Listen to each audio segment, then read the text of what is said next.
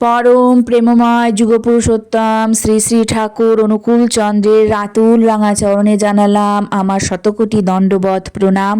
আমার ভক্তপ্রাণদাতা ভাই বোন মা সকলকে জানালাম জয় গুরু। আশা করব ঠাকুরের কৃপায় আপনারা সকলে ভালো আছেন, সুস্থ আছেন, আনন্দে আছেন। আজকে ইষ্ট প্রসঙ্গে আলোচনা করব মানসিক স্বাস্থ্য কিভাবে ভালো রাখব। আমরা নিজের দোষেই মানসিক স্বাস্থ্য খারাপ করে থাকি।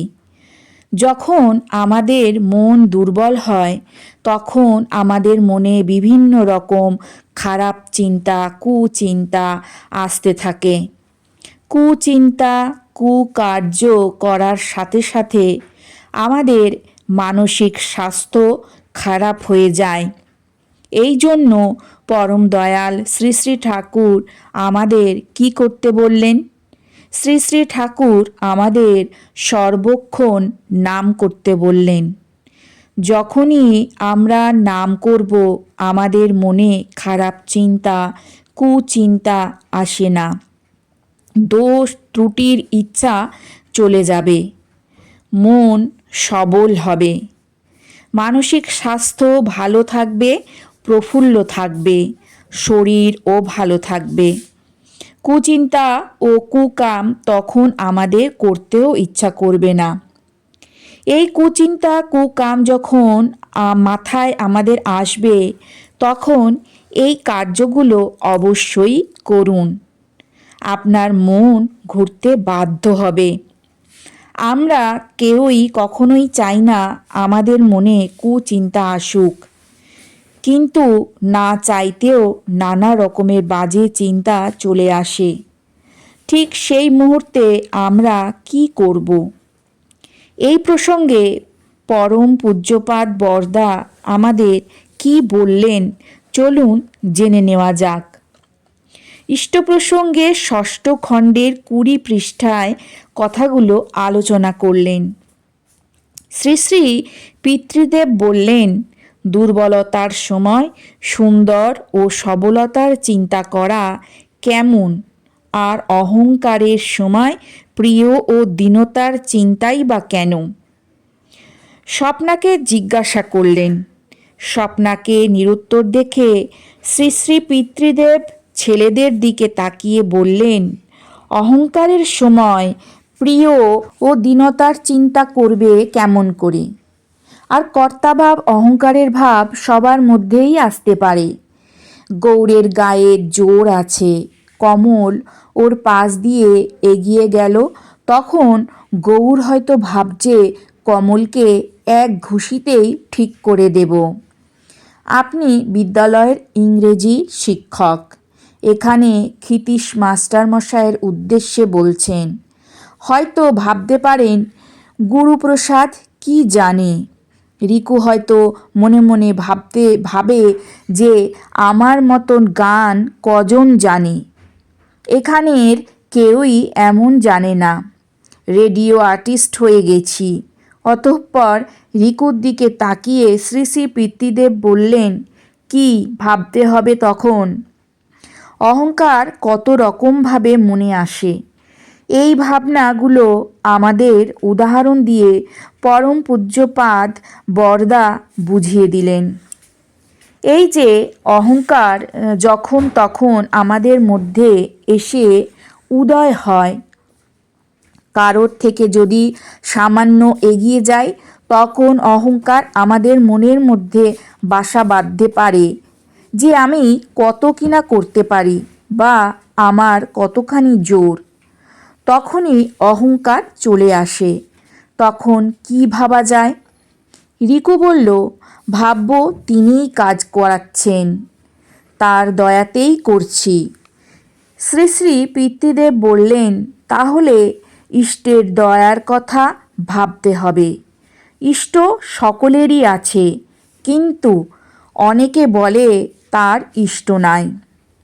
যে গুরুকরণ করেনি, দীক্ষা নেয়নি, তারও তো প্রিয়তম থাকে। সে প্রিয়তমর কথা, প্রেষ্টার কথা ভাবতে পারে। প্রিয়তম থাকে, ইষ্ট ছাড়া কি প্রিয় নাই?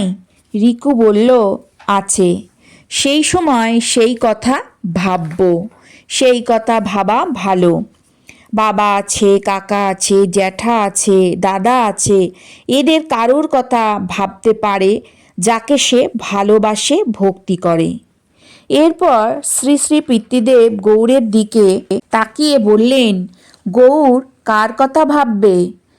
তোমার তো জ্যাঠা নেই রিকুর মতো, তোমার বাবার কথা ভাবতে, মায়ের কথা ভাববে, তবে ঠাকুরের কথা ভাবা সবচেয়ে ভালো। আমি যদি অহংকার করি, ঠাকুর মনে ব্যথা পাবেন। তখন নিজে নিজেই নম্র হয়ে আসবে, সংশোধন হবে, তা ভিন্ন শত্রুতার ভাব বাড়তে বাড়তে যাবে।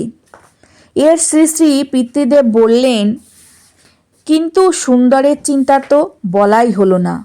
দুর্বলতা কখন আসে, অসুখ বিসুখ করেছে, মনে করছো বাঁচবে না, অসহ্য যন্ত্রণা হচ্ছে, মন দুর্বল হয়ে পড়েছে, মরলেম মরলেম ভাবছে। তখন যিনি সুন্দর ও সবল তার কথা ভাবতে হবে। ছেলেদের দিকে তাকিয়ে বললেন, ভবেশের একটা নতুন বল দেখে গৌড়ের নেবার ইচ্ছা হলো, লোভ হলো, মন ঝুঁকে পড়ল সেদিকে। সেই সময় কি করতে হবে? যারা কখনো অপরের জিনিসে হাত দেয় না তার কথা ভাবতে হবে। তোমার দিদি গোপা কখনো নেয় না, তার কথা ভাবতে হবে।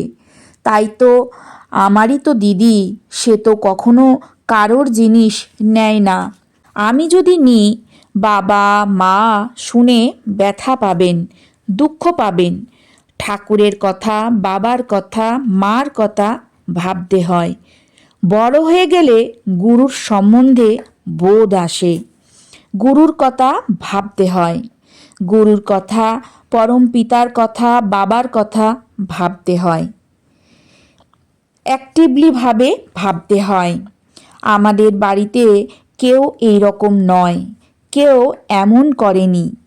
আমি যদি করি, বাড়ির সকলে হেয় হয়ে যাবে, আমিও ছোট হয়ে যাব।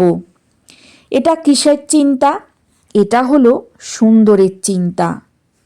এছাড়া বুদ্ধ, যিশু ঠাকুর, এদের সবলতা সম্বন্ধে লক্ষ লক্ষ গল্প আছে। এদের কথা ভাবলেও মনে সবলতা আসে, দোষ ত্রুটি ইচ্ছা চলে যায়, মন সবল হয়ে যায়, আর মানসিক স্বাস্থ্য ভালো থাকবে, মানে প্রফুল্ল থাকবে, শরীরও ভালো থাকবে। আমি যদি কুচিন্তা, কুকাম করে বেড়াই আর শরীরচর্চা করি, ডন বৈঠক করি, তাহলে কি শরীর ভালো থাকবে? তার মানে এখানে কি বলতে চাইলেন? যে আমার মাথার মধ্যে কুচিন্তা, কুকাম আমি করছি, অথচ এদিকে আমি শরীরচর্চা করছি, তা বললে কিন্তু চলবে না।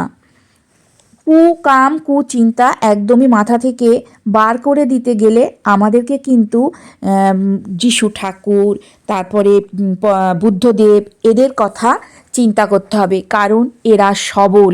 এনাদের লক্ষ লক্ষ সবলতার সম্বন্ধে গল্প আছে। এখানে পরম পূজ্যপাদ শ্রী শ্রী বরদা আমাদের ভাগ ভাগ করে উদাহরণ সহকারে বুঝিয়ে দিয়েছেন, দুর্বলতার চিন্তা যদি আসে তখন আমাদের কি ভাবতে হবে, সুন্দরের চিন্তা কাকে বলে, মানসিক স্বাস্থ্য কি করলে ভালো থাকবে, আর যখন অহংকার আসবে তখন আমরা কি ভাবব। আর সবচেয়ে ভালো হবে যদি এইসব চিন্তা আসে তখন পরম দয়াল শ্রী শ্রী ঠাকুরের কথা ভাবতে হবে। আমাদের মধ্যে কর্তাভাব, অহংকারের ভাব কিন্তু আসতেই পারে। যদি এই অহংকার আসে তাহলে আমাদেরকে কি করতে বললেন? পরম পূজ্যপাদ বরদা আমাদেরকে বললেন, যখন এই অহংকার আমাদের মনে আসবে তখন আমরা আমাদের প্রিয়জনের কথা ভাবব, যেটা আমাদের মা, বাবা, জ্যাঠা, কাকা হতে পারেন, এমনকি আমাদের গুরুও কিন্তু হতে পারেন। পরম পূজ্যপাদ বরদা আমাদেরকে যখন আমাদের মন দুর্বল হওয়া মানে হয়ে পড়ে তখন আমাদেরকে কি বললেন? তখন আমাদেরকে তিনি বললেন সুন্দর এবং সবলের কথা ভাবতে, তাহলে কিন্তু আমাদের মন আর দুর্বল থাকবে না। আর আমরা যদি এভাবে চলতে পারি তাহলে আমাদের মানসিক স্বাস্থ্য ভালো থাকবে, মনে প্রফুল্লতা থাকবে, আর শরীরও ভালো থাকবে, আর আমাদের মন থেকে কুকাম কুচিন্তা ইচ্ছাও কিন্তু চলে যাবে। আর সবচেয়ে ভালো হবে যদি এইসব চিন্তা মাথায় আসে তখন আমরা পরম দয়াল শ্রী শ্রী ঠাকুরের কথা ভাবব, তাহলে দেখবেন আমাদের সকল প্রকারের সমস্যা নিমেষেই কিন্তু দূর হয়ে যাবে। মানসিক স্বাস্থ্যও ভালো থাকবে, শরীরও ভালো থাকবে, মনও ভালো থাকবে। তাহলে আজকে ইষ্ট প্রসঙ্গ এখানেই শেষ করছি। আশা করব আজকের আলোচনা আপনাদের ভালো লাগবে।